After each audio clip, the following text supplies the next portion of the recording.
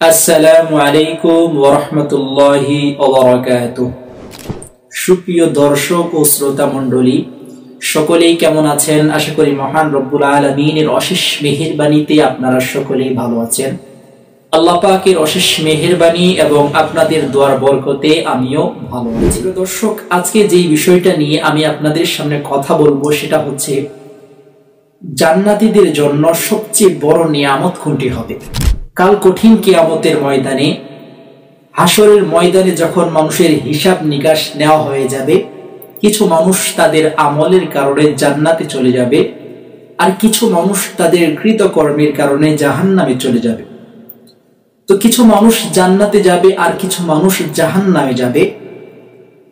তো এরপরে একজন ঘোষণাকারী ঘোষণা করতে থাকবে, হে জান্নাতীবাসীগণ, তোমাদেরকে দেওয়া একটা প্রতিশ্রুতি এখনো বাকি আছে, আল্লাহ তাআলা সেটা পূর্ণ করতে চান। একথা বলার পরে জান্নাতীরা বলবে, মা হুয়া, সেই প্রতিশ্রুতিটা কি? আলাম ইউসাক্কিল মাওয়াজিনানা, আল্লাহ কি আমাদের আমলের পাল্লা ভারী করে দেননি? ওয়া ইউবাইয়িজ বুজুহানা, তিনি কি আমাদের চেহারা আলোকিত করেননি? ওয়া আদখালানাল জান্নাহ, তিনি কি আমাদেরকে জান্নাতে প্রবেশ করাননি? ওয়া আখরাজানা মিনান নার, তিনি কি আমাদেরকে জাহান্নাম থেকে মুক্ত করেননি? এত কিছু নিয়ামত দেওয়ার পরে আর কি নিয়ামত বাকি থাকতে পারে? আল্লাহ নবী সাল্লাল্লাহু আলাইহি ওয়াসাল্লাম বলেন, ফায়ুকশাফুল হিজাব, এরপরে পর্দা সরিয়ে দেওয়া হবে, সকলেই আল্লাহ পাকের দিদার লাভ করবে। আল্লাহ নবী সাল্লাল্লাহু আলাইহি ওয়াসাল্লাম আরো বলেন, ফাওয়াল্লাযী নাফসি বিয়াদিহি, ওই সত্তার কসম যার হাতে আমার জান, জান্নাতবাসীদেরকে যত নিয়ামত আল্লাহ পাক দান করেছেন, সমস্ত নিয়ামত থেকে, সমস্ত নিয়ামতের চেয়ে আল্লাহ পাকের দিদারই হবে তাদের কাছে সবচেয়ে বেশি প্রিয়। সুবহানাল্লাহ। তো আল্লাহ পাকের দিদার সবচেয়ে বড় নিয়ামত হবে জান্নাতবাসীদের জন্য। আল্লাহ পাক তাদেরকে ভালো খাবার দিবেন, ভালো থাকার জায়গা দিবেন।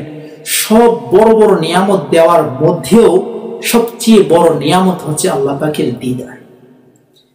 তো যে আল্লাহ তাআলা আমাদেরকে সৃষ্টি করেছেন, আসমান জমিন সৃষ্টি করেছেন, পৃথিবীর সব কিছুই সৃষ্টি করেছেন, অনন্তকাল ধরে তিনি আছেন এবং থাকবেন, সেই প্রভুকে কে না দেখতে চায়? সকলেই কিন্তু দেখতে চায়, কিন্তু দেখার জন্য দেখার মতো কাজ করতে হবে।